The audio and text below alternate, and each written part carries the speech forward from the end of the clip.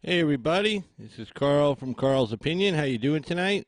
It's our Monday night live call-in show, starting a little bit earlier than we normally do. Normally we start between 9 and 9:30.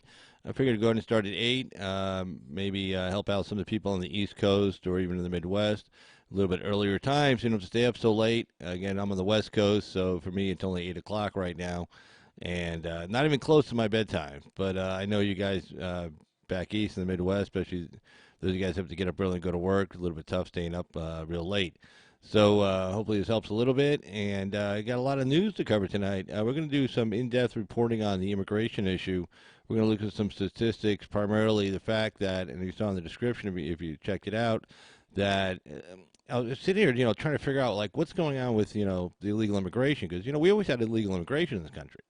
And, 2/3 of all people who claim Mexican descent actually were born here inside the United States. And are in many ways Americans, except for, your radicals, your La Raza types, the race, people who are trying to, get the land back that we won in the Spanish, that's not the Spanish, the Mexican-American War back in the 1800s, except for those, it's pretty much been pretty decent assimilation. I mean, not as good as it could be. Not as definitely not as good as it was with the European immigrants coming over here in the 1800s and early 1900s.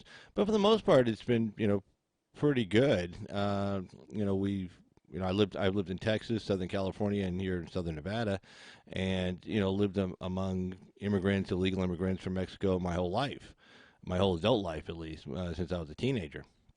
And especially in Texas, I mean, as far as politics went, people refer to themselves as Latinos or Anglos, and it wasn't it wasn't out of this world, even impossible. It wasn't even strange for a Latino to be running for an office and win with Latino and Anglo vote pretty much across the board, and vice versa for someone who was.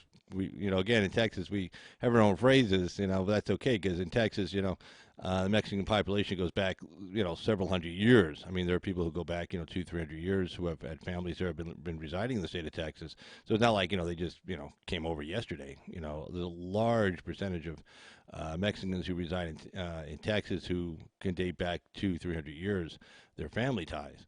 So again, in Texas, we kind of have our own phrases. People in the rest of the country may go, hey, that sounds kind of racist or something, but it isn't. That's just the way people were referred to, especially politically speaking. And so it wasn't unheard of for someone running Anglo, who's an Anglo, getting a large Latino vote and vice versa. So, it's kind of trying to figure this out, and I'm thinking like, okay, what's going on here, especially if two-thirds of all Mexicans who reside in the United States, who claim Mexican descent, two-thirds of them were born here in the United States. What's going on? And so I started pulling up the numbers from the U.S. Customs Border Patrol going back to 2007, and you see just a dramatic shift in the location where these people are from and the interdiction. I mean, I'll put these charts up here in a little bit here, but I mean, 2007 was like 850,000, 860,000 illegals were from the country of Mexico that were picked up at the border, and that number now is like 150,000. So I mean, it's a pretty big difference. You can go from 850 to 150, but then you look at the numbers, from people from Honduras, Guatemala, El Salvador, the numbers have skyrocketed, a couple 100,000 here, 150,000 here. And that you see the difference. And then when you look at the education index for the respective countries, you see Mexico is way above in the education index than, say, Honduras, Guatemala, or El Salvador. And then, not to mention, a lot of people who come from Mexico into the United States have family here already. So as far as a lot of them are, they speak, two languages, Spanish and English. And you have a lot of Mexicans who come across here who, can get by, probably maybe better than I can speaking Spanish from 3 years in high school. But still, you see a little bit different type of immigrant coming across. And, the immigrants back like in the 2000s, 90s, 80s, they were coming across for work. They were coming across, to get a job, and a lot of them got jobs right away. A lot of them had jobs waiting for them here. And you're seeing a little bit different thing now going on, and probably a lot of that is brainwashing. I saw Lauren Southern's documentary on Borderless, regarding European immigration, and it seems like they have the same problem there that we have here as far as these people are promised all kinds of, paradise. Once you get to Europe, you're going to find paradise, and the promise to people in Central America is once you get to the United States, you're going to find paradise. Yay, paradise. Not being told that you really need to speak the language, you really need to have some kind of a skill. We have a lot of unskilled workers here already. You may not be able to find work right away. But the problem is in this country we have such a huge social safety net that a lot of the people coming across are coming over for that social safety net, which is a difference in the illegal immigration population just from like say 15 years ago. Again, it was a different. It's hard to describe. I just remember it being different. I remember it being a lot coming over, and I remember the Bush administration trying to deal with it, and Reagan administration trying to deal with it. But it wasn't like the people who got across were just immediately jumping on welfare and everything else like that. And it seems like in the last 15 years that's changed. You have a lot of people coming across now who are coming across for the freebies, for the free stuff. And it's probably a lot of leftist organizations here in this country, going down there telling them, oh, come up here for the free stuff. And they have their own agenda, their own globalist agenda. They want to get rid of all borders, make it one big global world. Well, of course, they're the elite and we're the ruling class. Hey, Effie, how you doing? Disabled, how you guys doing? Charity, good seeing you guys. And, so it's a lot different type of immigrant population. And the aspirations that they're having when they get here seem to be a lot different also. And it's just that I see that's why we're having such a huge problem. Not to mention you had a lot more men, not so much families coming across also, which was important because what the men would do, they'd come across, get established, get a job, and then try to maybe work in some kind of a legal status or then bring their families over chain migration, which, I'm not a big fan of chain migration, but when they got here, they would get work, get established, kind of like what families do in this country when the work is slow or something. The father, goes out to another city. He gets established, gets a job, starts getting some income, starts sending it back to his family, and then, the whole family moves there. That happens in this country quite a bit. And that's kind of what was happening back, say 15 years ago with people coming from Mexico. A lot of men would come across, get jobs, get established, find the right community to live in, find even the right schools for the kids, stuff like that. And then they would try to get their family across afterwards. And right now you see these families coming across, and so it's really taxing us because, let's be honest, these kids, they don't have any skills. They can't work. The women they're coming across pregnant. They can't work. So it's really a drain on the economy because it's not single men. A lot of it's like, well, we want all these single men coming over. Well, but the single men were coming over to work, okay? You have now you have a whole family, a husband, wife, and, 5 kids. Well, those 5 kids can't work. They're going to need money. They're going to need services. They're going to need health care services. They're going to be a drain on the economy. They're going to need schooling, education. It's going to be a drain on the classroom size, teachers, everything else. And then, they come across as a unit like that. It's actually worse than when they come across as single men. Because the single men, those are the guys you see immediately going to work in California, whether in Pure County, Central Valley, California, working in Texas along the Rio Grande, getting jobs in construction, getting jobs, service industry jobs, restaurants, whatever, even some starting businesses as illegal aliens. We all know plenty. If you live in the southwestern part of the United States, we all know plenty of people like that. Let's just put it that way. Hey, Jervis, how you doing there? So it's that family unit coming across is just a big drain. Because, a single guy, well, he doesn't need a lot. He doesn't need a lot of services. Generally, he's going to be healthy, he's going to be strong. He doesn't need any kind of medical care initially. It's like a young man like anywhere. First of all, we don't like going to when I was younger, I still don't like going to the doctor. So you're not, draining this. And then, of course, these young men coming across, they're not pregnant. So they're not needing, care to deliver babies or anything. And they don't need prenatal care or postnatal care. They don't need any of that. So it's actually... it's actually quite a bit different type of immigration. We'll get to that anyway. But I did want to cover this first story. I was going to cover the other ones first, and I saw this one punch up in the Washington Times, so I just definitely had to get on top of this one here. So let's go and take a look at it. See, first ever private border wall built in New Mexico. And here we go. This is from the Washington Times. Half-mile section to close gap, quote-unquote gap, in Border Patrol's fence. Okay, it's by Stephen Dinan in the Washington Times from today. A private group announced Monday that it has constructed a half-mile wall along a section of the U.S.-Mexico border in New Mexico, in what it said was a first in the border debate. The 18-foot steel bollard wall is similar to the design used by the Border Patrol, sealing off a part of the border that had been a striking gap in existing fencing, according to, quote, "We built the wall," the group behind the new section. The section was also built faster, and organizers say likely more cheaply than the government has been able to manage in recent years. Chris Kobach, a former Secretary of State in Kansas and an informal immigration advisor to President Trump, says the New Mexico project has the president's blessings and says local Border Patrol agents are eager to have the assistance. Yeah, I'm sure they don't mind a wall going up. They don't care who built it, who paid for it. Doesn't really matter. They just want some kind of stop so it makes their job easier. If the door is wide open, if you're a security guard, for instance, and you're guarding a building at night and the door is wide open, it makes your job 10 times harder. Versus if at least the door is shut, they have to break in or something or climb through a window. It's a little bit easier to patrol the place and keep yourself safe also. You get a little bit of warning time. So let's see. We're closing a gap that's been a big headache for them, said Mr. Kobach, who is general counsel for We Build the Wall. The announcement comes at a critical time for the border. Mr. Trump's plans to build hundreds of miles of new and replacement wall took a hit last week, and we talked about this on Saturday, when a federal judge ordered a halt to part of his emergency declaration and shifting of money within the Pentagon to make up for Congress's refusal to grant him the money he wanted.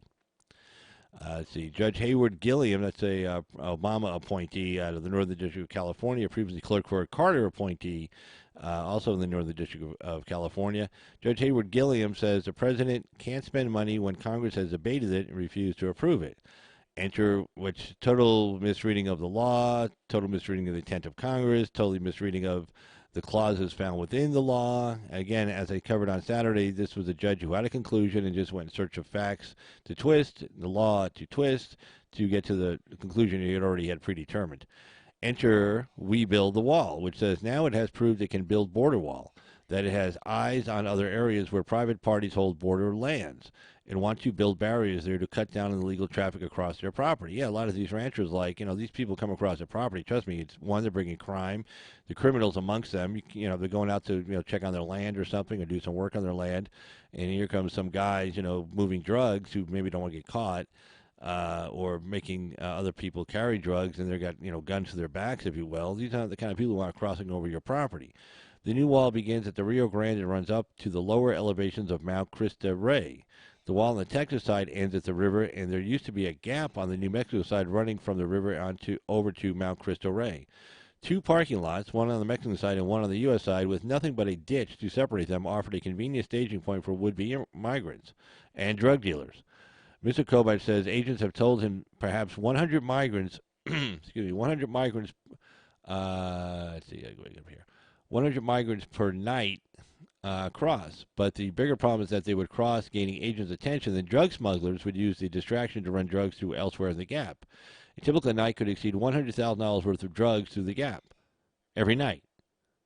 365 days a year. We never close.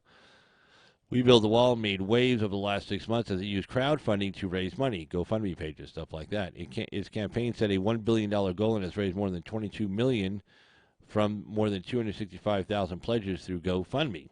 The group posted photos of the New Mexico section to the pledge page on Monday. We did it, the group said on Facebook. Construction began Friday and will be completed Tuesday. There you go. That's pretty quick. Starts on Friday, half-mile of wall, will be done on Tuesday. That's private enterprise. That's how quick things move in the private sector. Mr. Kobach said, Tommy Fisher Sand and Gravel did the construction. Mr. Fisher has been in the news recently when Mr. Trump suggested repeatedly and publicly that the government should consider his outfit for future border wall construction. Now, remember, there was a lot of controversy in this because Mr. Fisher is also a campaign donor. So everybody's saying, oh, he just wants to go to this guy because he's a campaign donor. Well, you could be a campaign donor and be really good at what you do also. And that's what it turns out. Well, this guy just did it. I mean, he just did half a mile of wall. He's doing it from Friday to Tuesday, talking like, 4 days, and he got a half mile wall done. And he did it for a pretty decent price. So more recently, Mr. Fisher announced he could build 234 miles of fencing at $1.4 billion, or about $6 million per mile. That's about a quarter of the cost of Mr. Trump's current fencing, which goes for about $25 million per mile. The half mile in New Mexico costs $8 million, a little bit off, because that would be $16 million for a mile. But Mr. Kobach said because part of it involved building on Mount Cristo Rey, it involved moving a lot of dirt. That's more expensive than most mileage would be. He could have a point. I don't know. We Build the Wall had recently faced criticism in the media over lack of visible progress. Mr. Kobach said the half-mile wall exposes those complaints as without merit. He said the group kept the project under wraps to prevent anti-wall activists from disrupting them. Yeah, no shit. I mean, these guys would be down there going, trying to tear down the wall. Oh, you suck. Oh, you're keeping good people out. For the same reason, he declined to disclose even the states where future construction might happen. A private wall has been a dream of border security enthusiasts for years. More than a decade ago, adherents of the Minuteman movement, which sought to draw attention to the lack of border barriers in Arizona, constructed some fencing on a ranch in southeastern Arizona. The fencing was approved by local authorities as a way to corral cattle, but was seen as a way of blocking illegal migration. Organizers said funding didn't materialize to finish the project. The new wall in New Mexico is up along the border and designed just like the Border Patrol structures, intended to be a deterrent to illegal crossing. So, little bit different story than before. Let's see. Okay, so this is, let's see if I can bring this up a little bit, maybe. There we go. You can actually see it. There we go. There we go. That might help. This might help a little bit.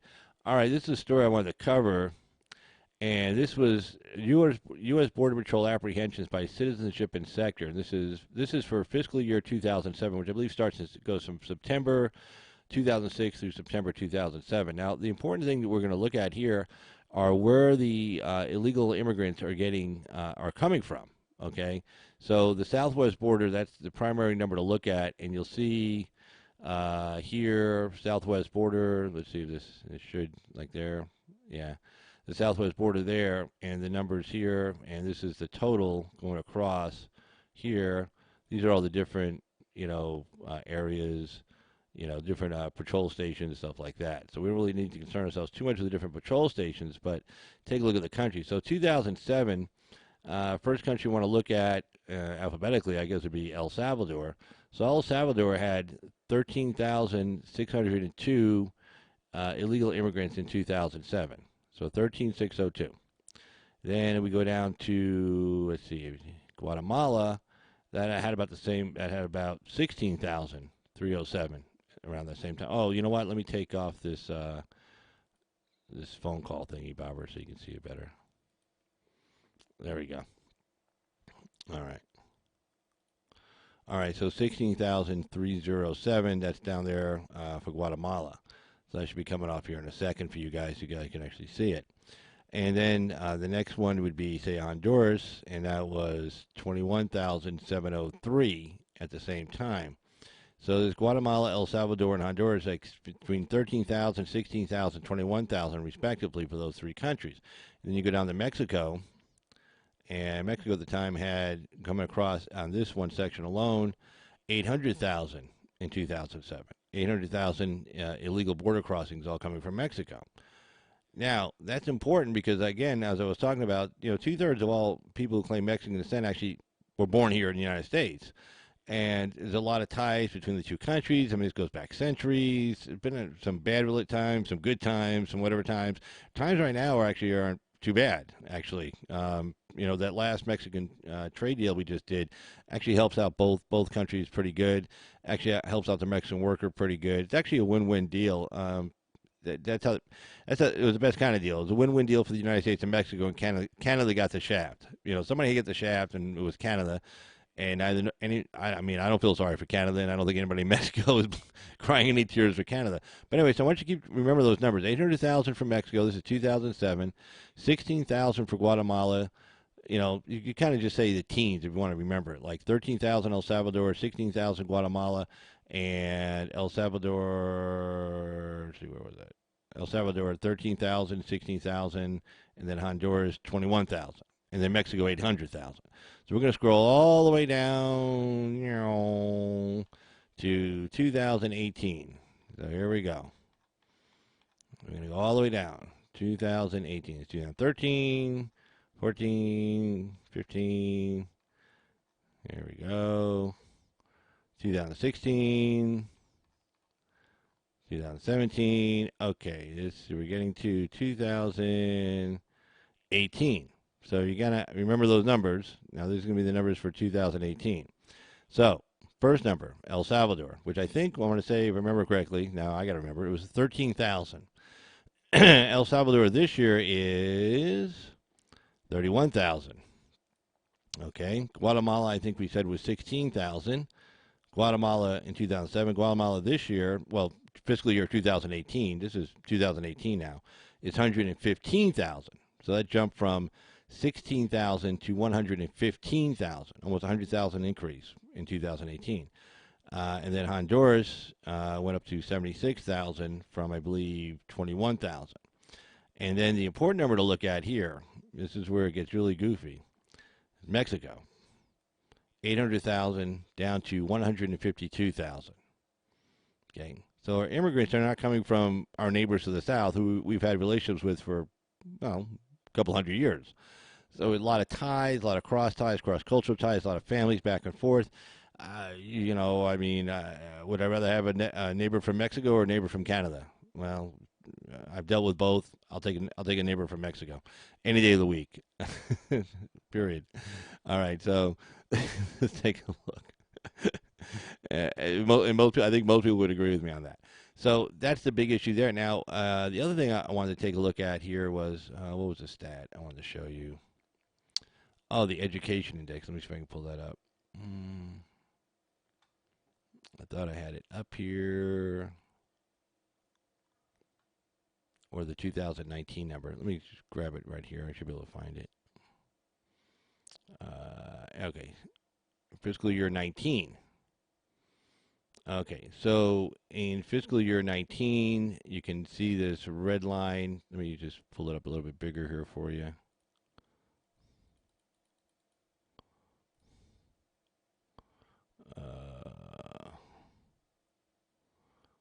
So, well, that didn't help. This stupid little thing here. Let me pull it up. There we go. Okay. All right. So, you see, 2019, this is the number here.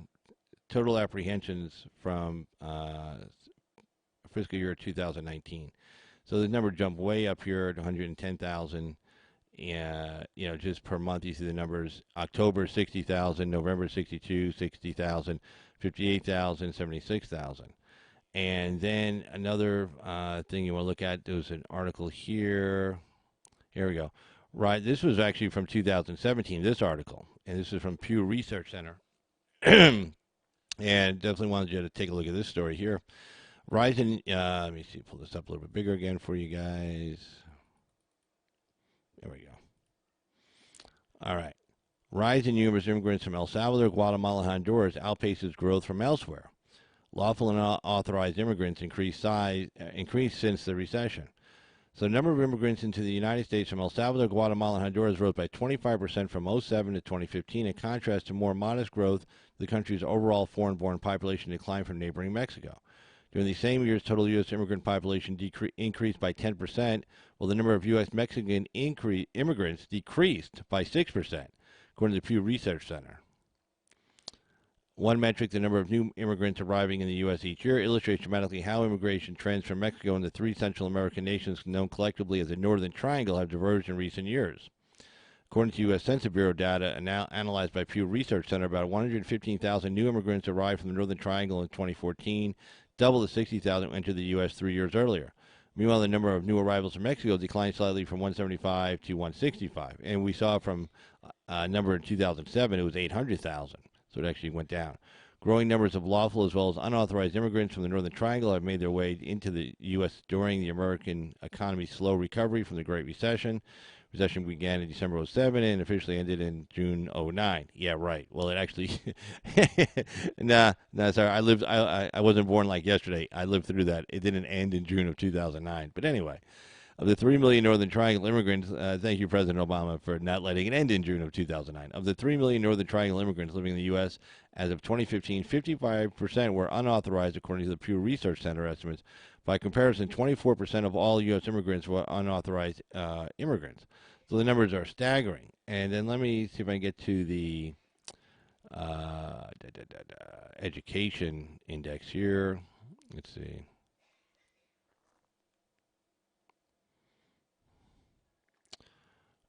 Education index.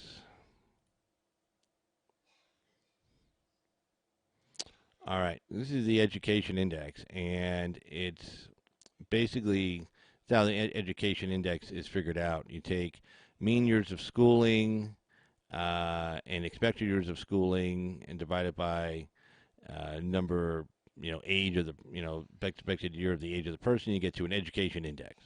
Look, I'm not a statistician, but anyway, it's a good way to compare who the most educated people in the world are and who isn't.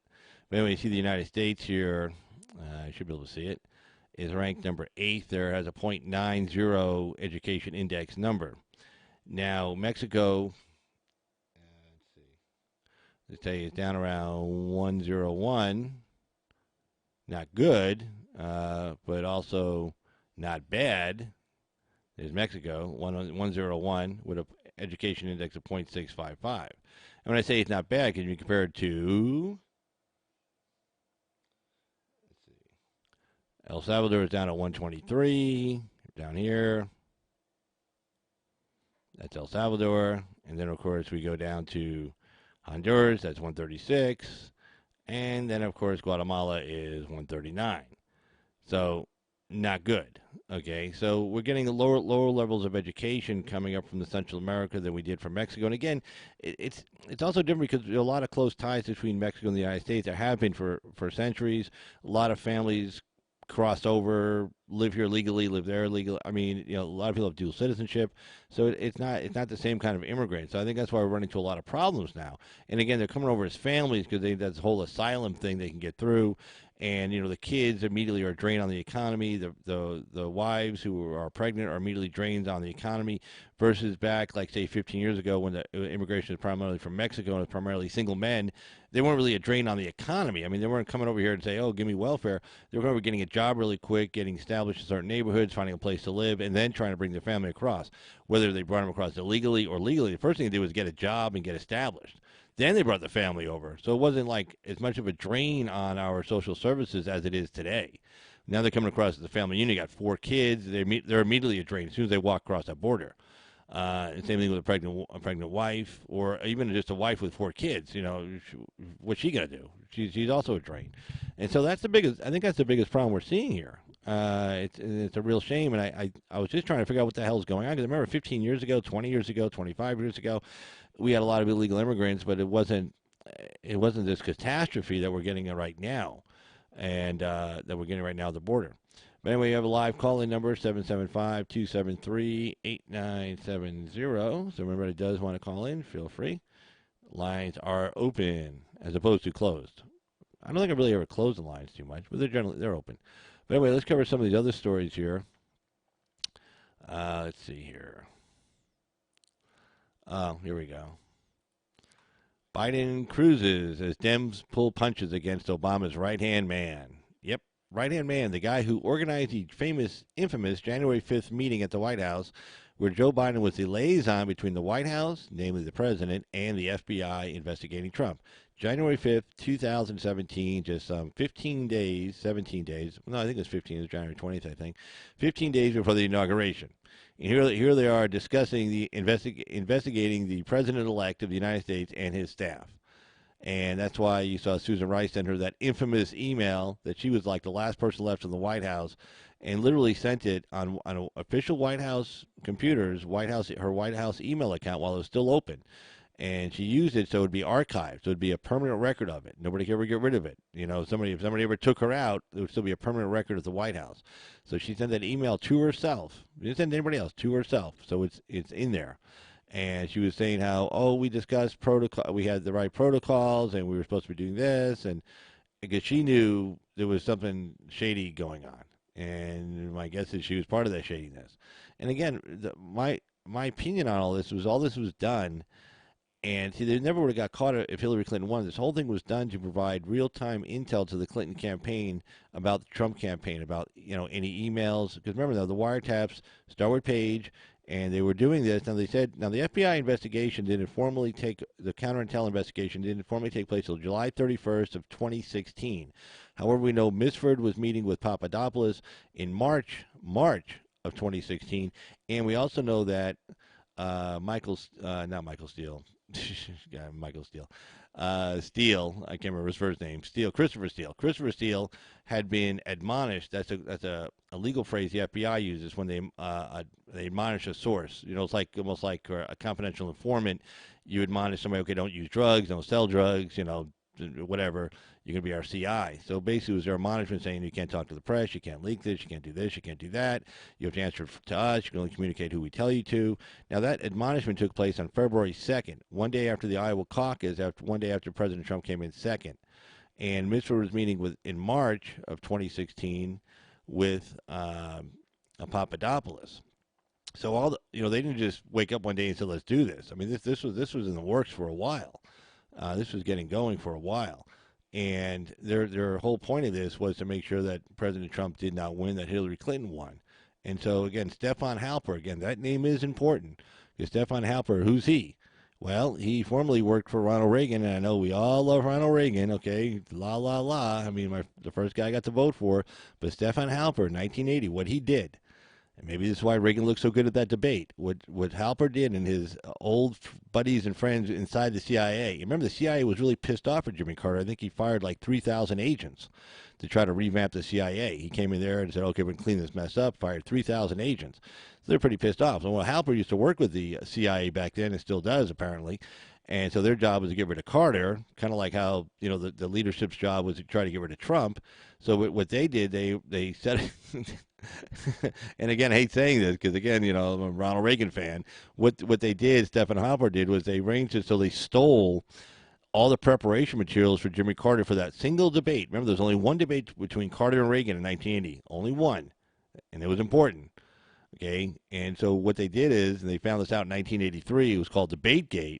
And again, maybe I just blanked it on my head because it was Reagan. What they did was they stole all the preparation materials, the notes, the script Carter was supposed to go to. So I'm not saying Reagan knew it was stolen, but the staff knew for sure because they got into the campaign's hands, and they were the ones briefing Reagan for the debate. So even if they didn't tell him, hey, by the way, we stole this, which maybe they probably wouldn't have anyway. Still, Reagan looked really sharp on the debate, and he was able to counter pretty much everything Carter said. There you go again, Jimmy, all this stuff like that. So, we're going to Social Security and everything. I mean, Reagan was ready for everything. I mean, it was a kaboom. It was a slam dunk, and it was the only debate. And I think it was like what I want to say 15 days before the election, 10 days before the actual election day, the voting day. So Halper was involved in this mess. Halper met with Papadopoulos, met with Page, and Corsi. I can't remember. He might have met with Corsi also, and he was another guy with another hot babe. And so my opinion is the reason why they didn't go to press prior to November 8th, prior to Election Day, releasing the dossier and the scandalous material that theoretically could have hurt Trump. No, this was all in the shadows. They were just keeping all this information so they could pass it on to the Clinton campaign. Because again, when you bug somebody like say Page or Papadopoulos or who the hell knows who they were bugging, maybe we'll find out. We only know about the Pfizer warrant. We don't know about everything else. So anyway, they can go 3, 4 steps, 5 steps away from that initial contact. So Page or Papadopoulos, you can then say, okay, Page talks to 20 people. Well, then you can listen to all those 20 people's phone calls. Then each of those 20 people listen to 20 people themselves, talk to 20 people themselves on the phone. Well, you can now start wiretapping, listening on those phone calls. So by the time you get to the fourth level, you go like 20 to the fourth power. It's a big number. And somewhere in there is going to be Trump, there's going to be Conway, there's going to be Manafort, there's going to be Lewandowski, there's going to be the campaign team back in New York, emailing, text messaging, campaign stuff, debate prep, all that stuff. All that stuff's coming through. And what they were doing is they were taking that information, shooting it up through the Justice Department, up to the White House, and now we know it was Joe Biden was the guy at the White House. He was the liaison, and then what was Joe Biden doing with it? Well, he was shooting it to the Hillary Clinton campaign, but if you're going to do that, it has to be with somebody you trust, someone who's sleazy, someone who's not going to dime you out. Well, that's it. Who's that? Jim Podesta. I mean, hello. He's like one of the sleaziest guys in D.C. He's over the Clinton campaign. Of course, Biden can trust him. They go way back. And so and then Clinton had that information, although it didn't help Clinton as much as, say, it helped Reagan because Trump wasn't the kind of guy to stay on script like, say, Jimmy Carter was. Trump does his own thing. So even if Clinton had all the debate prep materials for Trump gets up there and says, yeah, thanks for the debate prep. I appreciate it. Bye. And just does his own thing, says his own thing, which explains why Clinton looked so frustrated at the debates with Donald Trump. She was like, wait, you were supposed to be saying this, and now you're saying that. And when I say this, you were supposed to say that, but you're saying something else. And yeah, you're lucky you're not in jail. Because I'm not president. I mean, just coming at her all different ad-libbing stuff. That's just the way he is, and he won't listen to anybody. He won't take anybody's advice. So actually, in this case, it was actually a good thing. He didn't. But anyway, let's see how everybody's kissing Joe Biden's ass. And I'm kind of curious how long that's going to last.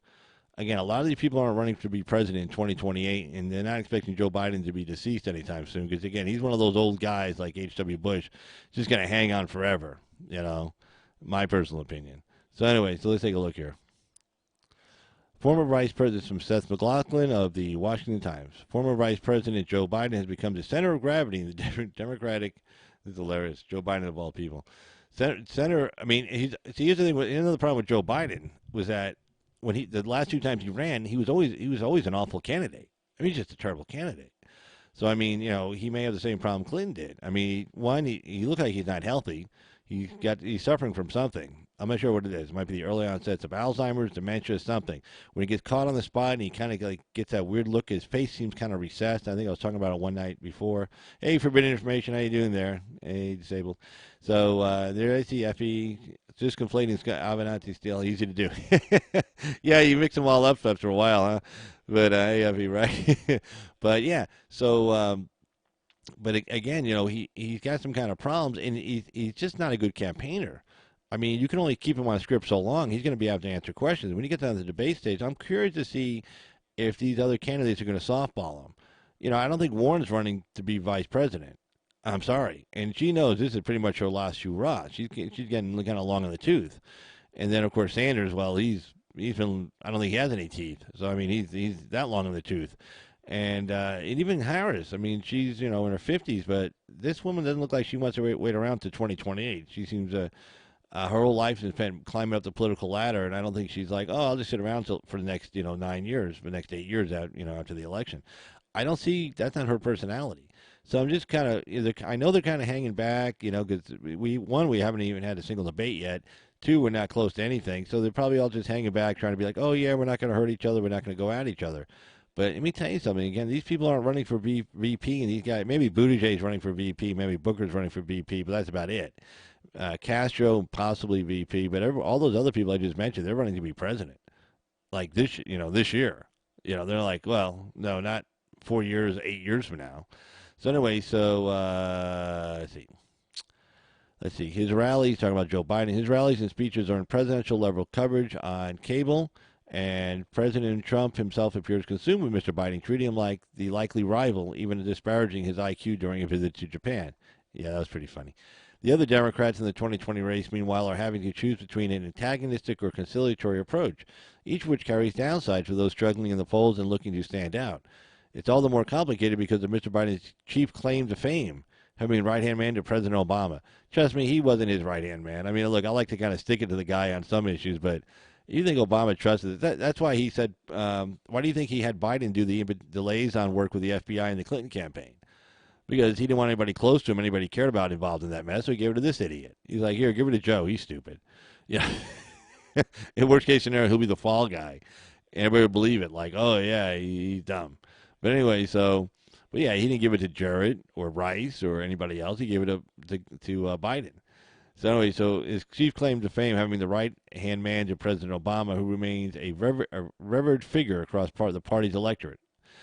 I think it is tricky. How do you take an opportunity to draw a distinction favorable to you without being seen as attacking Joe Biden? Said Kathleen Sullivan, a member of the Democratic National Committee from New Hampshire. And you don't want to sound whiny about the fact that you're being asked all these questions about Joe Biden. At a Washington Post forum this month, Pete Buttigieg, mayor of South Bend, Indiana, was asked 3 Biden-related questions shortly after taking the stage. Does he agree with voters who say Mr. Biden earned the 2020 nomination? First question. Second question, does he believe Mr. Biden symbolized the political system voters had rejected? Third question he got asked, and did Mr. Biden blow it by authorizing the 1994 crime bill? You can imagine Buttigieg was just jumping up and down up there being asked questions about a rival. It's like, oh, thanks. I'm here to talk about Joe Biden. No, I want to talk about myself, damn it. But anyway, so I can't, Mrs. Buttigieg, he says, I can't help but get the impression that there is more interest in one of my competitors than any of the others, Mr. Buttigieg said with a smile.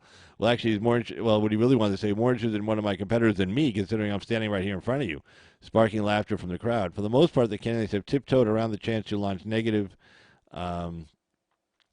attack against Mr. Biden, but they've struggled to get out their message without getting hit with a question about the former VP. In recent interviews, Governor Steve Bullock of Montana, Representative Tim Ryan of Ohio, and Governor John Hickenlooper of Colorado have been asked why they would be a stronger nominee than Biden. Senator Bernard Sanders of Vermont has been grilled over why he has slipped in the polls since Biden entered the race, and Senator Kamala Harris of California has had to dismiss all the chatter about her being a great fit. Phone call coming in. Hey, Miss Effie Real, how you doing? Hey, how are you? Doing good. What have you been up to? What have you been going? What have you been doing? Yeah, I'm doing great. I damaged myself yesterday and had to take some medicine, so I'm a little bit slurred in the speech. I apologize. Oh well. Yeah, I hurt myself on the job yesterday. It's not important. Wow. Okay. I told you I'm kind of klutzy. I just wanted to add one thing real quick. Yeah, I don't know ahead. if you heard Newt Gingrich did a recent interview on the guy we were talking about the other night. What's his name? Hannity. And he mentioned Buddy J or whatever the guy's name is. Uh-huh. He actually, despite what you were just reporting, he actually thinks that's the guy to beat. He thinks that is the guy that's going to rise to the top or float to the top, unflushable, I guess, or whatever. Newt Gingrich is of the opinion that Buttigieg is going to be the guy that wins Well, the nomination. Have you that heard that?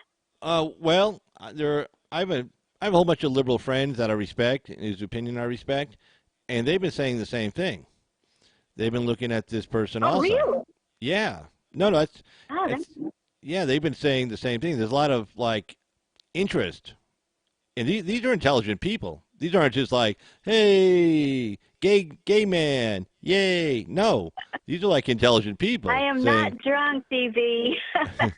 yeah, DV says I'm drunk. No, I took one of my no. headache pills because I hurt my Hey, arm, Bruce, but if he's drunk, maybe I no, am. I don't know. That's how those pills work. But too much cough syrup.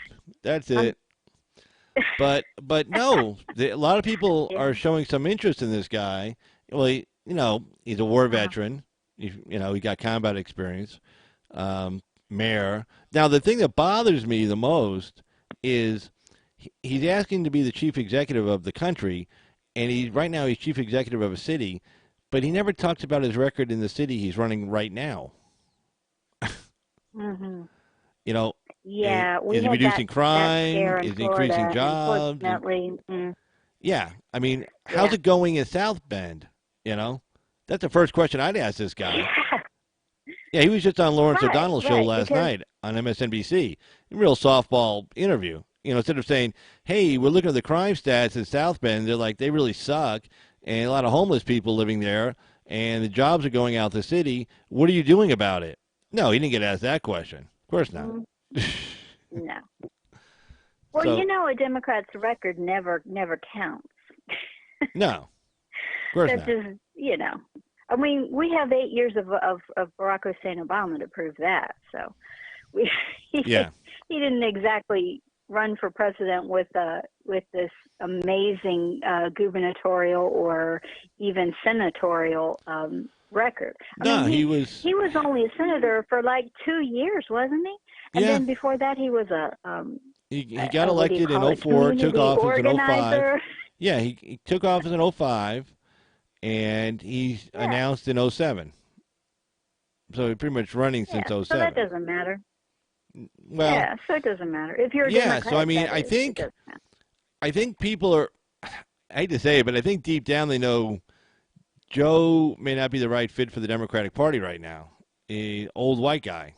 Now Buttigieg, Oh he's no, he's white. not. He's not. Yeah, Well, Buttigieg, he's white, but he's yeah, gay, so he immediately gets a few points. You know, and absolutely. he's got his Yeah, husband running around I with him think everywhere he I think goes. A big nowadays loving, now couple. you know it changes from minute to minute as far as the intersectional race to who's got the most points as far as Right. being the most whatever put upon subcategory. But I think at the moment in 2019, let's say May of 2019, that is, I think right now gay trumps black, but I'm not 100% sure because it Well, changes it from did day at to the day. But I Academy do Awards. know, That's for sure. Remember Kevin Hart's yeah, deal? yeah. They booted him off of there in 2 seconds. Latino, and Muslim trumps black also. So the black folks, they really need to wake up Well, actually, they because they're do, no and longer going to I get mentioned this. special privilege. Well, I mentioned this on a I was on a Black First. I watch a lot of Black YouTube, and I was on a Black First site, and I brought this up. I said, "Hey, who's that? What's the name of Yeah. that black congresswoman from Compton?" Well, it was a trick question. There isn't a black congresswoman from Mhm. Compton. It's an Hispanic woman. She Mhm. beat the Mhm. black mayor of Compton to win that seat. And here's the scary part for black people in the Democratic Party. The mainstream media is their propaganda wing. Now, they could have covered that story big time, like gentrification in Brooklyn, white people moving into Brooklyn and stuff. But the mainstream media didn't cover it, which means the Democrats have already made their move. Okay? They're going for the Latino Yeah. vote over the black vote. So I give it about Right. 2028 at the latest, the last time the Democrats will pander, and I'm saying pander on purpose. I'm being pejorative. Last time they'll pander for the black vote. And if Trump does a deal with the Democrats on illegal immigration, 2028 for sure, the last possible year blacks will have any power. And it'll Yeah. coincide with Claiborne and Cummings and Waters all retiring, from the House with their golden parachutes. It'll be this boom all at once. So, Yeah. yeah. Well, I mean, it makes perfect sense when you think about it. The Democrats essentially purchased the African American vote during in the years right after the Great Depression, with a pot in every kettle kind of FDR Chicken in every pot. nonsense, and that. That was Yeah, Hoover. yeah. What did I say? Pot in every kettle? I'm Pot in tired. every kettle. Anyway, chicken in every. Yeah, that thing there. Or Actually, a that was turkey. I Hoover's. prefer That was turkey. Hoover's But the line. point being, A chicken in every pot. uh, if it was a turkey, you might have won me over too. But the point is, their vote was purchased flat out. It was all about what can you do for me, cha-ching. And when you buy someone, there's no loyalty. So No. I mean, really, No, everybody could see this day coming. If you're no longer useful for me, this is a strictly business proposition here. This isn't caring and sharing. Total. It's even worse than that. Okay, the voting rights. Let's see. I'm trying to remember now. Yeah, the Voting Rights Act was passed in 1965. The Civil Rights Act was passed in 1964. If I'm not mistaken. The new immigration law that allowed all these immigrants from third world countries was passed in 1965. Democrats were already making their move back then. They realized once black people got their civil rights and started owning businesses and started making money and moving into the middle class, they no longer be guaranteed Democratic voters. So they had to go get some more quick. And that was Ted Kennedy pushing that and everybody else. So it even goes back further. And now it's starting to come to fruition, unfortunately. But, yeah, that story in Compton got no coverage. Did you even hear about it? You never even heard about it. That was just 2018. Yeah, that was like no, the stuff I heard about, like Los Angeles County, is that there's a lot of gang violence going on there where Hispanic gangs or MS-13, et cetera, are intentionally targeting Black American families to get them to leave the county. Yeah, they push them out. And that's the story that's not being reported by the the media arm of the Democrat Party, aka the mainstream media. Which means they made their call on who they're going to support. They've already made their move. That's right. Because that should be a big story. Yeah. That should be huge. I mean, that happens all the time over there, and a lot of families are moving away. Compton used to be 80% black people. Now I think it's like, I don't know, less than 30% blacks. And that's why that Hispanic lady was able to win the congressional seat. Boom. And they're not covering it. Yeah, and it's really serious violence. It's not just like gang on gang or criminal on criminal. No. It's drive-bys of children playing in front yards, intentionally targeted them for the most terror. And so this isn't just, criminals are fighting criminals and nobody cares. And it's working. Families being attacked and terrorized. Yeah, and it's working. Yeah. And the papers do not care. Nope. They do not care in the left media. So, but you can Google it and you can find all the stories if you really want to find it, because there are still some independent journalists out there that do care about, actual news, if anyone's interested in knowing. But yes, you're right. The evidence is that the mainstream media has effectively abandoned American black people. And so American black people need to take a clue and abandon the Democrat Party. I agree. Who has never been their friend. No. And, they haven't done anything for him in last 50 years. Last 50 years. Nothing. Yeah. Made it worse. That's right. We'll see. That's right. Oh, and I see the white power sign in the in your chat right now. Just kidding, Bruce. It's an okay sign. Oh, okay. We're not allowed to use the okay sign. No, you can use the okay sign. You scared the shit out of me. You scared the shit out of me for a second. They're like, what? Oh, sorry. What? I need to catch up on the meme wars. Sorry. Yeah, I have like zero tolerance for that shit. It's like any anti-Semitic shit, like gone. Like see ya, boom, bye.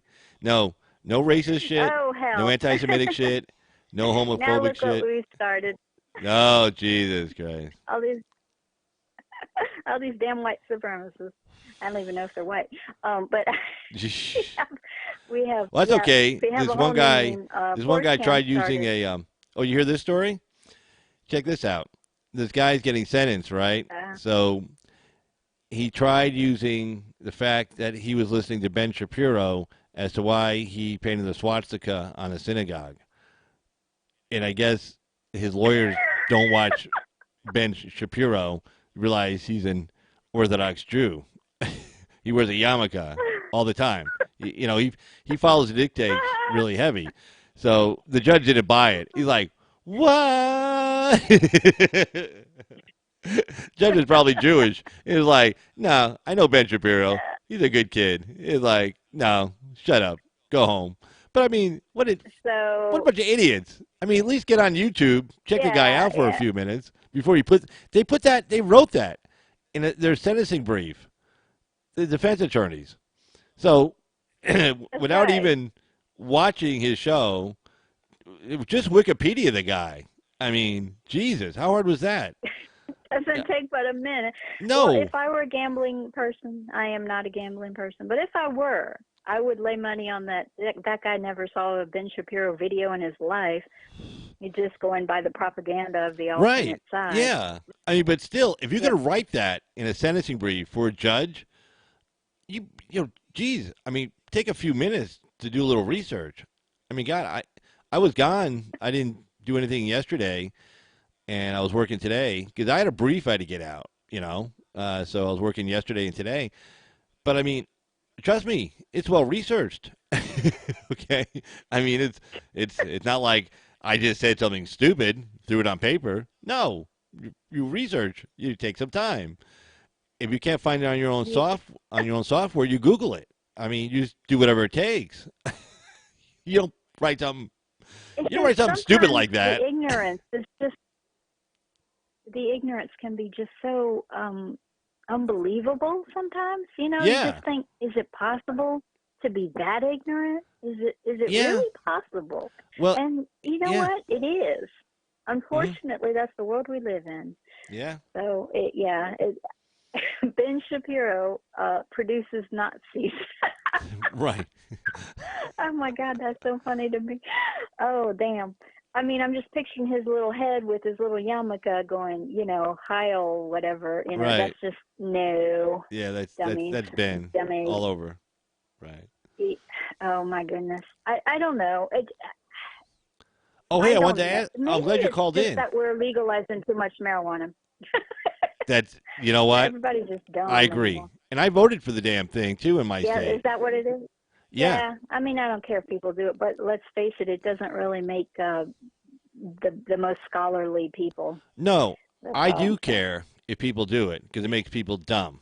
Okay, but I voted for it because I figured people were doing it anyway, and I wanted the money, for the Yeah. state treasury. So that's the only reason I didn't vote for it because I thought it was a good Mm-hmm. idea for people to smoke pot. I mean, it makes them dumb. Sorry, it just does.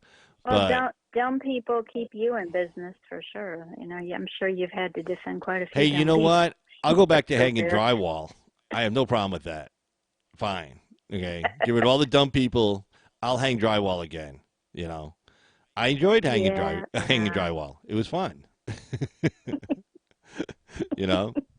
Just Hey, what'd don't you think just of my don't hang the charts? Chinese drywall. We already discussed that. That has toxins in it. So Right. Oh, hey, what do you avoid think of the my Chinese charts? drywall. What do you think of my charts I put up?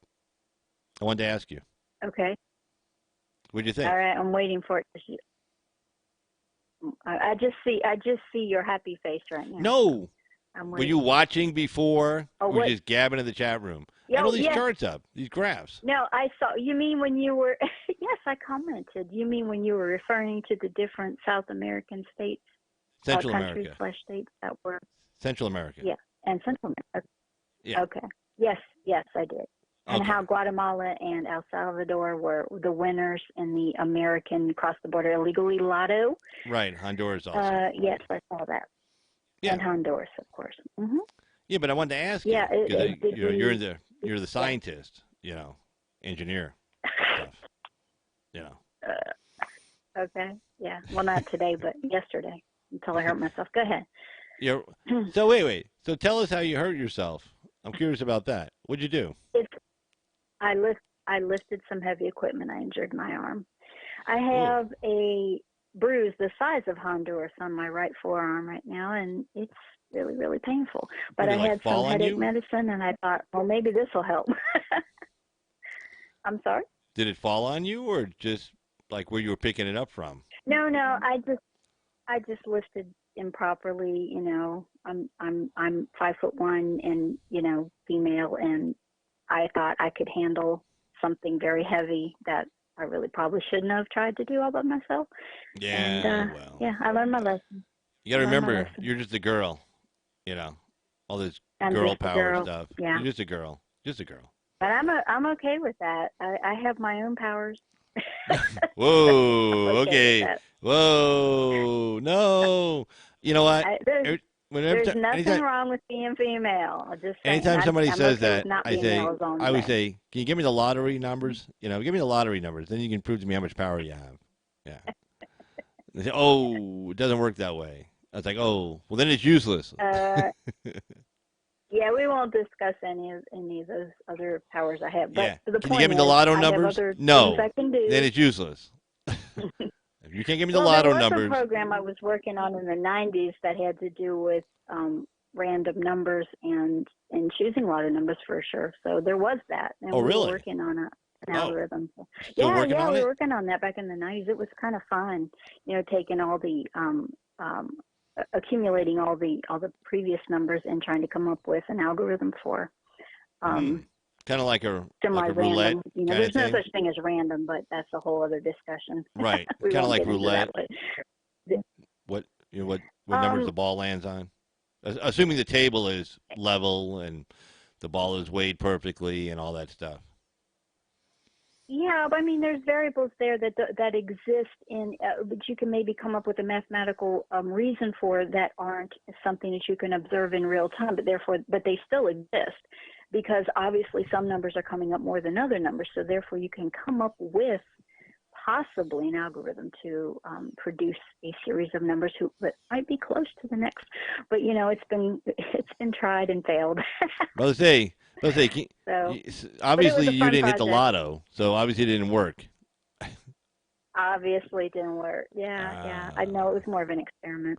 oh well, shit. Sometimes engineers just do crap because they like to do crap. It's just fun. Right. It's Well, just yeah, fun. you gotta, make something exciting once in a while. While you're sitting there, your slide rule and your T square, you know, draw a few lines, and then like, I never used. I'm not from the days of those, but I'm, slide rules. But I did have a physical, um, um, what am I trying to say? The flow chart thing, the physical thing where you drew your flow chart on with pencil on graph paper.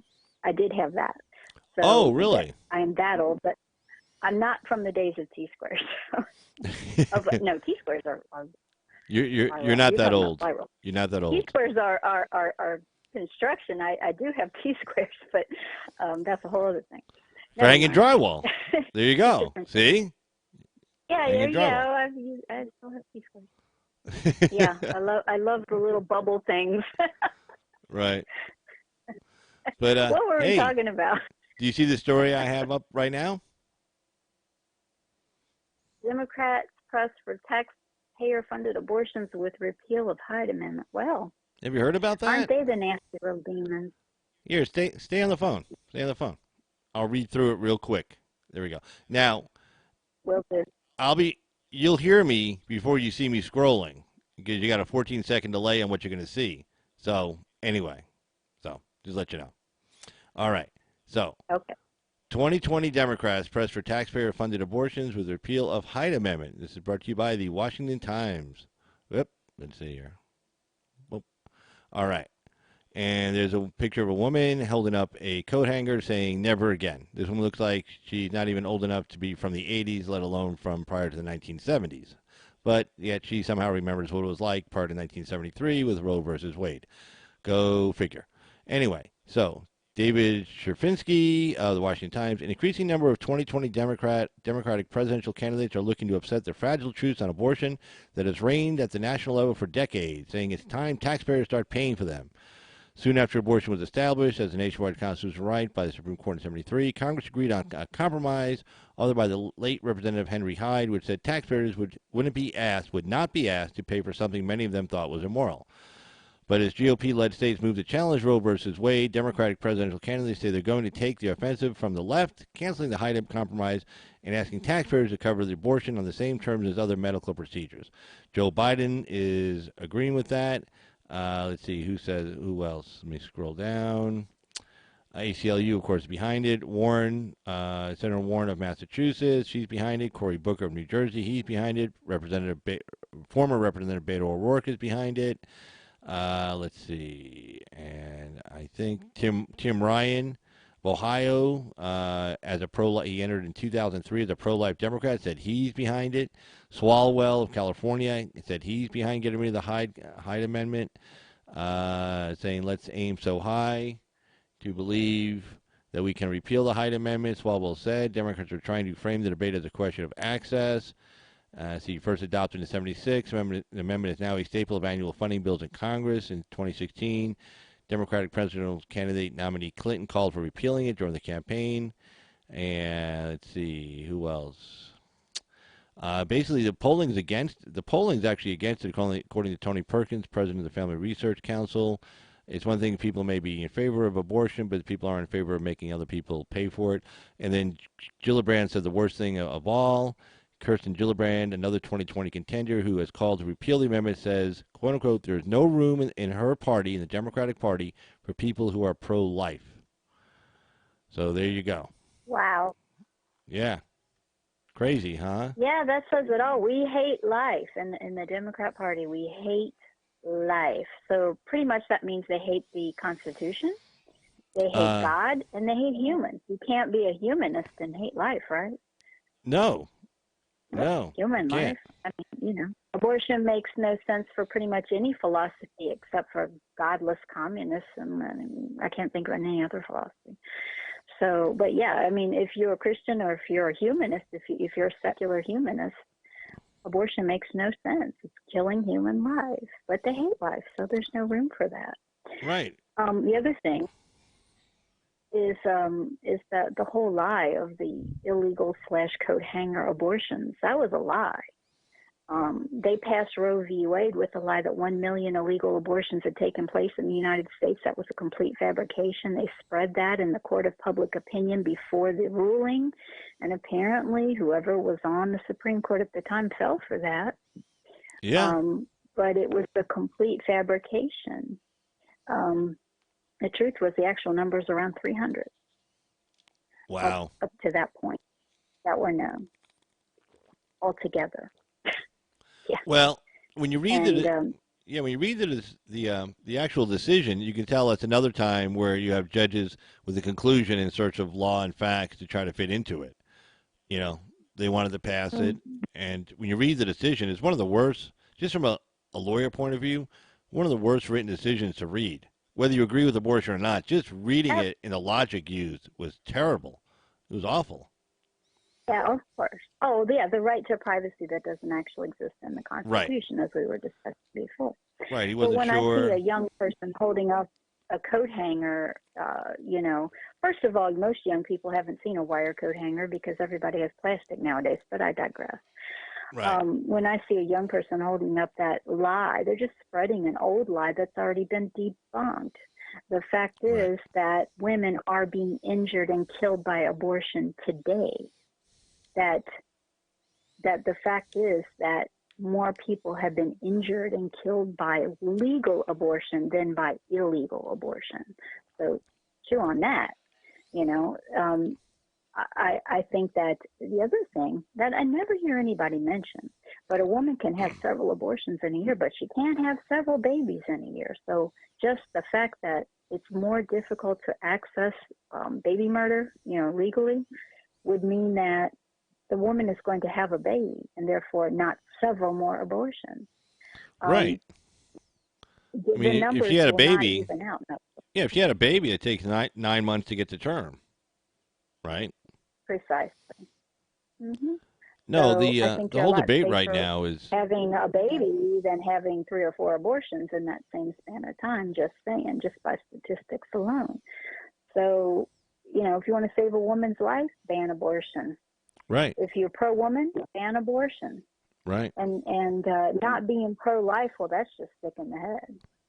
Because Well, no, I what mean are this we here whole for if not being pro-life? well, it's the thing that bothers me more than even the taxpayer funded is the fact that the embracing this late term abortion. Seventh, eighth, ninth month. I mean, that's insane. I mean, that child is That alive. I mean, that isn't. child is kicking in there. I mean, Yeah, it's kicking you. You know, yeah. and they have no problem with Yeah, that. remember when we were young and we heard about the horrors of the Nazi Holocaust, the things they did and the things that happened under under Stalin, and the things that were done under Pol Pot, and the things that were done, I mean, even more recently in the Congo. And we think, how could a human being do these things to another human being? And we have it going on in our own backyard. Yeah. We have people going to medical school saying do no harm, and then going and murdering babies. I mean, where's the where's the humanity in that? Well, no, Where's the and they medicine in? know they. I mean, even if you forget heartbeat and all the other stuff, just use viability. Well, that baby at 8 months is viable. I was born. That baby is a baby. Yeah, Uh, I was born 6 weeks early. So I was born. Let's see. I don't know, like eighth month, I guess. I'm still here. uh, And that was back in I '65. was born 17 days late because I was due on New Year's Eve, and I was Hmm. born on the 17th, and because I looked out and I went nope. So I decided I'm going to wait because this whole life thing isn't all it's cracked up to be.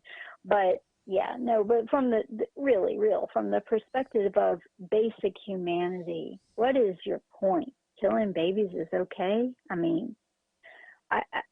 I really cannot, at this point, I don't see what we have in common with Oh those wait, hold kind of on. Let people. me say goodnight to And the somebody. fact, Hold on. All right, Matthew. Hey, thanks for stopping by, good man. night, Have a good Bruce. one. Good night, Matthew. All right. Good night, Bruce. Good night, Matthew. I hope I didn't run you off with my injury story because I bored you. No, no, no, no, no. You know. Yeah, you say that, but look, they're gone now. I'm an No. evidence-based person. You The, know the that. the world life does not begin and end on Carl's Opinion YouTube channel. People have lives. They have other things they have to do. Well, the nice thing about Other YouTube people have is stuff to do. well, the nice thing about YouTube anyway. One nice thing is this gets uploaded once they get done processing it. That takes like an Yeah, yeah. hour. Once they go up live, then it takes like an hour to process it, which is crazy. Then they'll Right, finally, right. yeah, Oh my gosh, I could just hear your New York accent so bad when you said process. That's so process, funny. process. Wow, still You're have such it. a Yankee. Yep, Damn. I am. I'm invading. I invaded Texas once before. I got called Yankee and Yeah, everything else, and yeah, yeah, yeah. You are. You're a Yankee. Hold on. Hold on. yeah. Own it. It's what you are. Well, what We we all should have have to do done something. was gone down there and Yeah. taken over, as we should have done. You know, back in the late '70s. Back in I the thought late that's what '70s. happened. Isn't that what happened? No, no. Now you're I being don't know. taken over by people from California. You know, Ah, yeah, with people yeah. in Texas. Sure, sure. Yeah. Well, as far as the Civil War era, I think Florida was pretty much out of it. So I'm kind of, and then Yeah, I was raised in the border state of Kentucky. I right. mean, we were the home of the Underground Railroad. Hey, I had awesome field trips. I got to see the tunnels. There are actual tunnels Oh, really? still there Like going between down to houses the and river. stuff? Yeah. Oh, wow. Yeah. Yeah. It's Nice. pretty cool. Yeah. So there are a lot of them. They're caged off and locked with padlocks so that people don't go in and mess with them. But Right. when you're in school, you get to go on field trips, so they show you them. Yeah, they So have, it's really right. It's like a cool. park, like a state park or national park. Yeah, yeah. There's right by the river there, because that's where they would go. They would go through. from people's homes down through the hills into the river, Ohio River, and then people would take boats across the Ohio River to get to Ohio or Indiana. Oh, wow. And yeah, yeah, it was a very memorable field trip or two, as I recall. No, that lady was a That and the badass. Natural Museum, I love that one. Yeah, that lady, the lady who ran What that was was a that? real badass. I mean, she used to tell Oh yeah, people, yeah. okay, Sojourner Truth or Harriet Tubman, or there was a yeah, few of them actually. yeah. Yeah, Well, they say there were a Tubman used lot to of tell women people, involved in that. they say Tubman used to tell Hmm. people she was helping, do what I say, keep your mouth shut, or I will shoot you. Yeah, yeah, yeah. You know, Interesting. I kind of suspect that women were kind of more the ringleaders of that because people didn't suspect them as much, so they could get away with right, more, right, under the radar. sure. So yeah, it's pretty interesting. Pretty No, interesting field that trip. would I make enjoyed sense. that. No, that would make a lot of sense. Yeah. Yeah, I was part of one of the first integrated churches when I was a kid. Well, it was before my time, but my church itself had integrated services. And I was a Baptist church, a little white clapboard church. I don't mean like white people. I mean like white clapboard. This little church, one room, no Right, air right. conditioning kind of church. And Oh wait, hold on, hold on, yeah, hold on, so with hold on, paper fans. hold on. Matthew says you didn't Holding. scare me. He loves to hear your opinion. Well, I appreciate the brave men and women of the United States of America who aren't afraid of me. Yay! Yay! Too good, too Hey, good. Chris. So, Yeah, what do you think y'all about my good. theory? Actually, I posted that on a chat to H.A. Goodman's site. I was on his chat. I want to say, I think it was Saturday night. It was late Saturday night, I think it was. And Yeah, I, I I, was I, offline all weekend. yeah, I sent him a super chat, and I wrote on there about my theory about the whole idea of the investigation was just to give real time intel to the Clinton campaign, like Stefan Halper did with Reagan in 1980 against Jimmy Carter. And he's like, huh? Uh-huh. Because he read it. He read it out loud on his site. And he's like, well, huh, maybe. So what do you think of Hey, my theory? Do you like it. my theory? Yeah, yeah. Because, um, sorry, I lost my train. It just went right through a dark tunnel, and I got lost for a second. No problem. Yeah, I do because remember the question I asked you a long time ago is where do people come up with this stuff when people they sort of simultaneously in the opposition they simultaneously come up with ideas and then all of a sudden everyone's saying the same thing and you go, well, who's giving them the talking points? How are they getting this information and why are they all saying the same thing? Because they Right. don't seem intelligent enough on their own to come up with these things. So I do think there are people who are not only maybe doing some collecting data, but also pulling strings and saying, okay, today we're all going to say this and we're all going to say that. And so it makes sense that there are spies and there are collectors of data who then accumulate it and compile it into talking points. So, I don't think theories like yours are far off. And also, if you can dream it, you can do it. So you dreamt it, somebody might be doing it. That's all I'm saying. Well, it just seemed like, to me, it's like since they weren't using it prior to November 8th, you know what I mean? They didn't make it public, the dossier and everything, Hmm. you know, Right. and they jumped on Steele shit for talking to the press, right? So what were they using it for? I mean, if they thought Clinton was going to win, and then after she won, they would have just killed the investigation anyway. They weren't gone forward with it. Right. Right. So what were they doing it for? Hmm. Why were they spying on Right. people? Unless they were using it in real time to give over to the Clinton campaign. Otherwise, it doesn't make any Hmm. sense. Why, Right. why do it if you're not going to use it? And if she won, trust me, the whole thing would have been buried. Because remember, Obama was saying right before the election, "Oh, the Russians aren't meddling. They can't meddle. There's nothing to see here. Trump, just go out and Right. campaign, get some votes. Trump's talking crazy stuff. You know, just go out and campaign more and get votes. Period. And shut up. So they were keeping this all in their wraps on purpose. and it wasn't to help Trump. So if they weren't going to use it Yeah, before November 8th, what was the point? And if he lost, they would immediately kill the investigation. So I just can't think of a reason why they'd be doing it unless it was to give real time intel to the Clinton campaign. It just doesn't make any sense. exactly. So the question is, has anybody in the lamestream media asked the question that you were bringing up the other night? What did Obama know, and when did he know it? No, I wish somebody would. I wish at least Fox Yeah, would. Somebody, what did he know and when did he know it? And now, what did Biden know and right. when did he know it? Because now Biden appears to have been the liaison between the FBI and the White House, who called a meeting on Mhm. January 5th.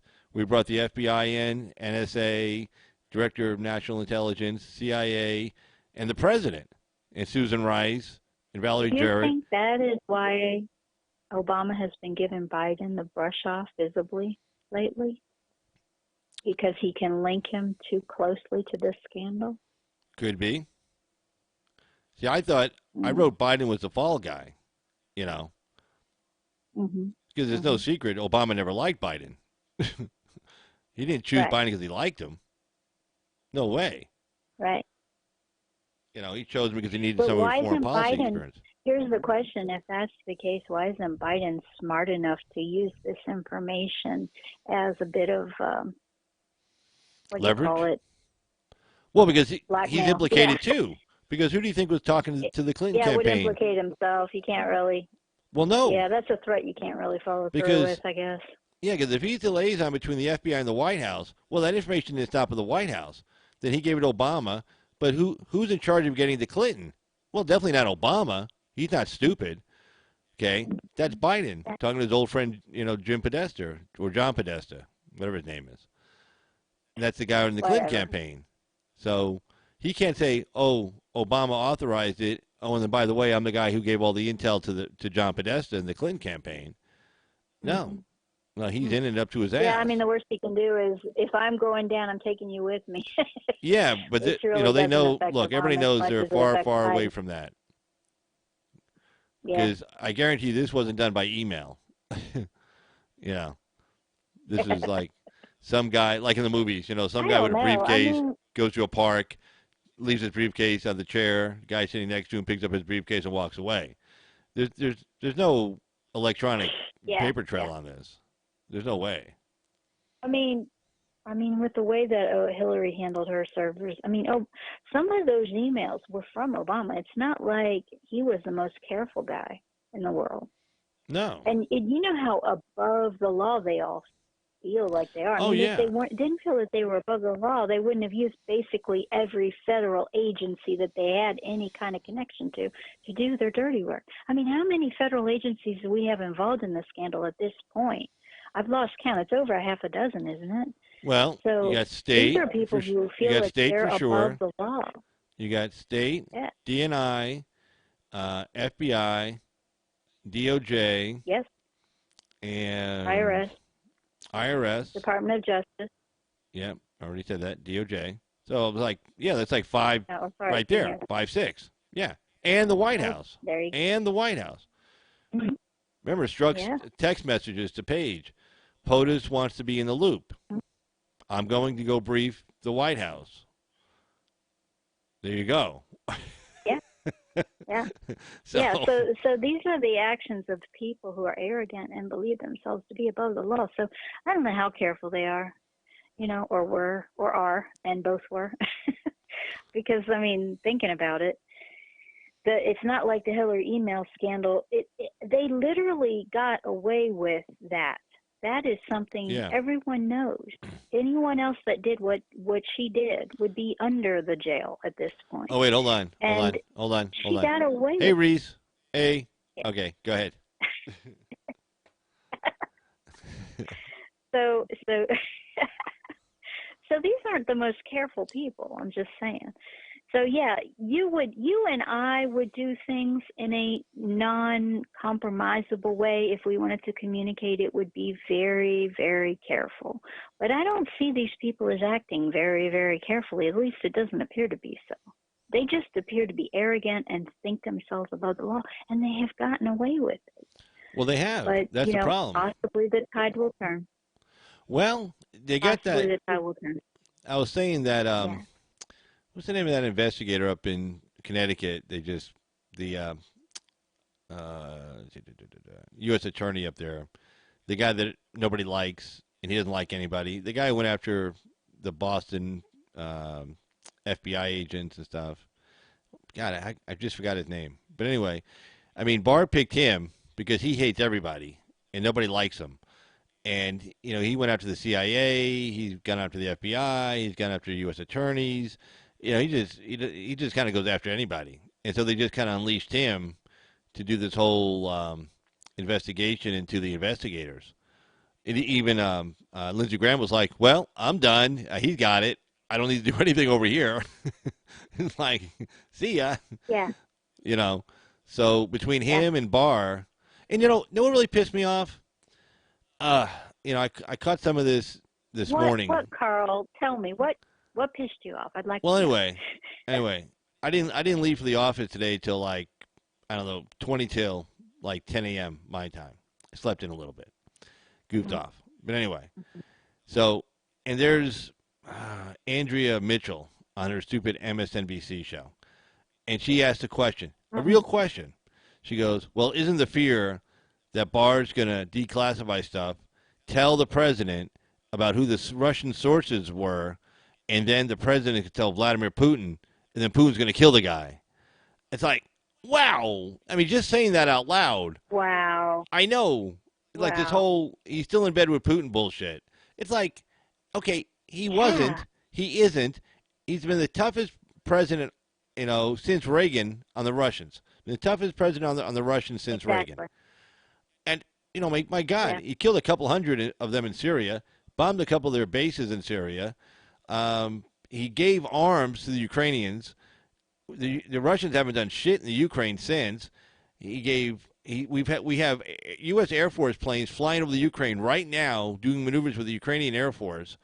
I mean, remember Estonia, Lithuania, and Latvia were supposed to be going next, the Baltic states. Well, that hasn't happened. That hasn't happened, and it's not going to. I mean, shit. And she actually asked that question like it was a real question, like a real possibility. Trump's going to give up this Russian source, tell Putin, and then because Putin's his buddy, and then Putin's going to kill the guy. I mean, what the shit?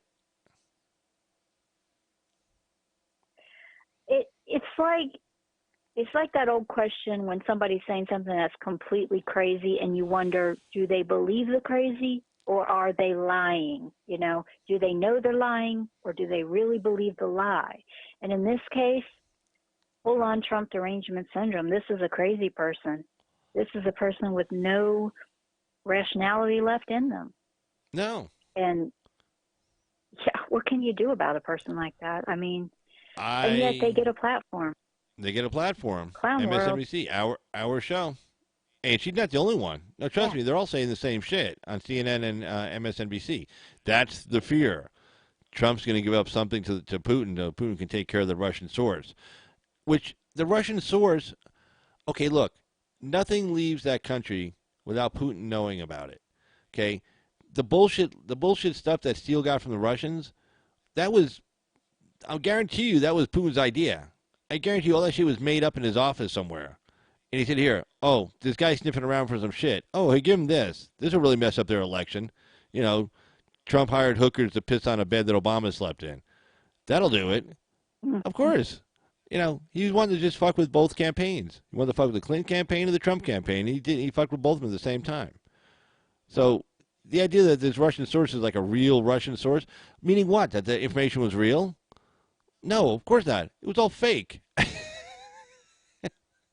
It was all fake.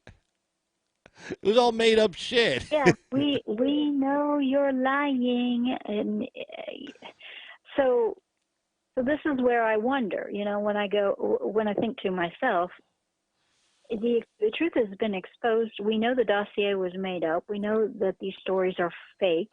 Mm-hmm. The people that are still trying to hang on desperately by their fingernails to that as if it has some kind of smidgen of truth to it, they know it's fake. We know it's fake. Yeah. So So, here we are standing in, clown world. It's like that weird thing at the family holiday dinner table when everybody knows that, crazy Aunt Betsy believes that a dinosaur lives with her, and we all just pretend it's true just to keep peace at the dinner table. You know what I'm saying? It's the Yeah. lie that everybody kind of knows is a lie, yet it still gets spread around every year at Christmas Yeah. time. So I don't know. My analogy just went way off the rails. But the point being, we Yeah. all know it's a lie, yet we're still dealing with the lie. My analytical side just has a really hard time with that. I have a hard time with why the hell are we still even giving any time to this lie? Right. I mean, Because it's it, like it you'd have I to guess believe that Steele for talked to the some other real side to keep Russians. bringing it up. Yeah, and Steele Yeah. Steele never even went to Russia. He never went to Moscow to confirm any of this. No, I mean, was he on the phone with some guy? no. Like when that remember that phony phone call that called into I think it was Adam Schiff, the two Russian radio guys who saying they had some dirt on Trump, and they knew the Right. hooker. Yeah. Yeah, that's like who Steele was talking to. He's sniffing around, sniffing around, sniffing around. Of course, Putin hears about it. I mean, the guy's not using some scrambled phone, just calling, because he's lazy. He's looking to make a few bucks. And he knew wherever he got was bullshit, but he didn't care. So, so the Russians so Putin's talking to whoever. He says, hey, I'm talking to this guy named Steele from MI6. I knew him back when he was with MI6, and he's looking for some dirt on Trump. And Putin's like, oh, well, is he going to come here to verify it? Nah, he doesn't care. Oh, well, here, give him this story. Trump was in a hotel back during the Miss World, universe event. We'll just say that, he hired some hookers and, had him pee in a bed, and then Putin's like, do you think this guy will buy it? Question. He goes, well, he probably doesn't care if it's true or not. And he goes, okay, do it. Right. Right. But this is the quote unquote Russian Exactly. source that people are afraid that Trump's going to give to Putin, even though Putin was probably in the same room with this guy, laughing his ass off, talking about this stupid story. Yeah. Well, anybody Yeah, that takes the concept of Donald Trump being in bed with the Russians, well, they're either literally crazy or stupid, or they're intentionally lying. right. So take your pick. I Yeah, mean, I go with it's a the story that makes no intentionally sense lying. at all. I go with the intentionally Oh, lying sure. part. A lot Yeah, of that for yeah, sure. But don't underestimate the quantity of below average humans in this country who still have platform and still have power. There yeah, are a lot of stupid people because, we live in a soft society, not to get too philosophical, but we live in a soft society where people who aren't very exceptional can still have a comfortable life and even have an excellent life just by virtue of maybe their looks or their ability to put together the right outfit. And they get to be on television and they yeah, can read a teleprompter and smile for the camera. And these idiots are manipulating public thought. So we are partially in idiocracy, unfortunately. It's sad, but it's true. The sooner we believe that, the more you can accept reality, the more healthy you are mentally, I guess. well, But yeah, it is an unfortunate thing. But I well, wonder, my question was, yeah, as far as Steele's a British citizen who has interfered heavily and done really bad criminal things, as far as I'm concerned, with yeah, regard interfering with an election in the United States. He is a foreign national criminal spy and should be treated as such. So do we have a warrant out for his arrest if he ever steps foot on any American soil? you Because know that's what what? should happen, right? That's a good question. We should, but he's going to say, hey, I was just providing op research. What somebody else did with it. If the FBI was stupid enough to not vet this, that's on them. Mm. I mean, Bruce Orr warned Manufactured McCabe objects. and Page. He was in a meeting with McCabe and Page back in July of 16, and he said, "Hey, I have to give you this because I have it, you know, but this guy is working for my wife's company, and they're doing op research on Trump, and they all hate Trump, and they're working with the Clinton campaign. So you better check this out." McCabe leaves that meeting out of his book, but it's been verified by both Page and Orr that meeting took place. And McCabe's like, yeah, don't worry, we got it from here. And then, of course, they never vetted it. They didn't care. They didn't want to vet it. They didn't know it was. I'm sure they knew it wasn't true, but they never even verified it. But Orr warned them, Right. hey, look, my wife's writing this shit, okay, and she's working for the Clintons through Fusion, so you better take a good look at this and check it out. And then they never did. Steele never checked it out. Never went to Yeah, Russia. well, Never went to Moscow. Never met anybody face to face. Nothing. well, it wouldn't behoove them to check it out. I mean, let's face it. Well, no. But yeah, It's all bullshit. I think at this point, Mueller checked it at out. this point, I would hope to see some if you ever step foot on American soil, you will be arrested and prosecuted. So that would be fun. I would love to see that happen. I'd like to see that happen too. At this point, yeah, I mean, we're going after what's his name, the guy, what's his name that was hiding out in the UK's. He was hiding out in the UK, but he was in an embassy for Assange. I can't remember. Julian the Assange. country. Yeah. Assange, yeah. Julian Assange. He's facing, prosecution. I would prefer to see Steele facing the same prosection. Yeah, his Steele did interference in his, Well, Steele did so much damage to this country. He didn't do anything dishonest. But as far as I know, he didn't do anything dishonest. He was, I'm sorry, Assange didn't do anything dishonest as far as I can tell, but Steele certainly did.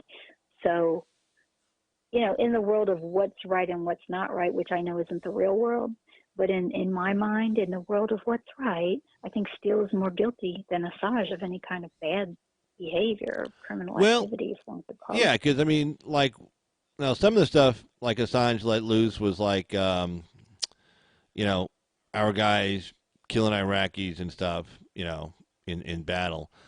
But, releasing the Sanders, the Clinton emails describing how they screwed Sanders over in the DNC emails and how Podesta was talking to that lady in Florida, what's her name, head of the DNC. I mean, he was just just exposing hair. What's her name? Yeah, the blonde hair. Yeah, the one. Her name? She had cancer. I can't remember. But he was just shedding light on something that was true. Nobody ever denied those emails were false. Okay, nobody ever denied they were that they were true, and they were true. And it was a plan by DNC, Clinton, because DNC had no money. Clinton says, "Okay, I'll give you money." What? Debbie Wasserman Schultz. Yep, that's her. That's who you're talking about, right? Yeah, yep. My one of the local radio people calls her Debbie Blabbermouth Schultz, so I always remember that. I can never remember her real name. Debbie Wasserman Schultz. Yeah. So yeah, you're right.